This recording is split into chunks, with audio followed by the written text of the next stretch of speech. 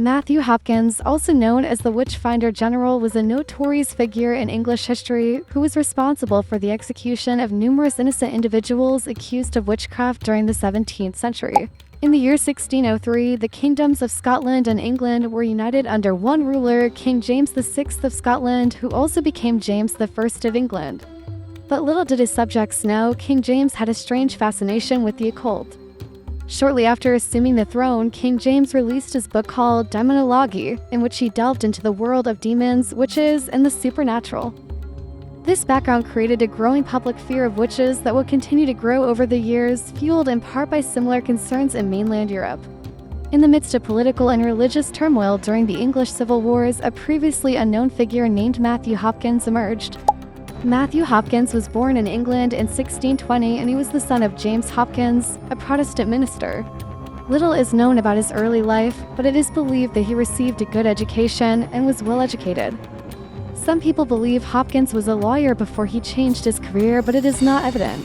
He was convinced that there were multiple witches engaging in dark practices near his residence and reportedly overheard women talking about their encounters with the devil, and that made him start his witch hunting career.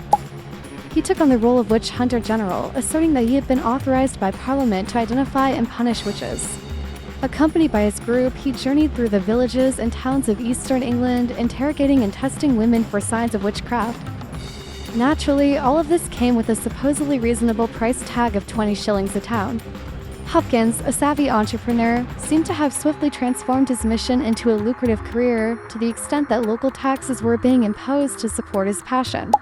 He utilized several techniques from King James' popular book Demonology to investigate cases of witchcraft, and he adopted the practice of witch picking, where he would have the accused witch undress and shave their entire body. He would then closely examine the person for any perceived abnormalities, such as freckles, moles, sores, or birthmarks believed to be the devil's mark or witch's mark. When a mark was found on a woman, Hopkins would then use needles or a knife to cut or prick that spot on her body. If the area did not bleed, it was seen as proof that the woman was a witch. He had no qualms about using dull knives or even knives with retractable blades to ensure minimal bleeding.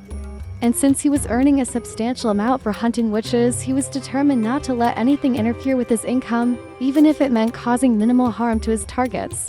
Hopkins utilized the swimming test, a method borrowed from the Book of Demonology, as another means of determining guilt. According to the book, women floating in water were considered guilty of witchcraft.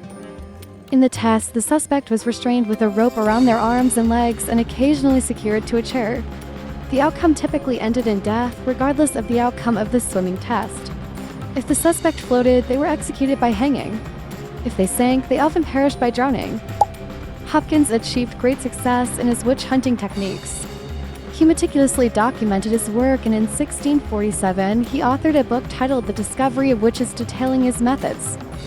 He is believed to have been responsible for the deaths of around 300 accused witches, primarily poor women, between 1644 and 1646. Matthew Hopkins departed the world as enigmatically as he arrived. Despite speculation and rumors of him being accused of witchcraft and subsequently executed, there is no concrete evidence of a trial. He passed away in his residence in Manningtree, Essex on August 12, 1647, with tuberculosis believed to be the probable cause of his death. Do you believe Matthew Hopkins, the self-proclaimed Witchfinder General, committed crimes against humanity during the witch trials of the 17th century? Let us know in the comment section below, and don't forget to subscribe for more thought-provoking content.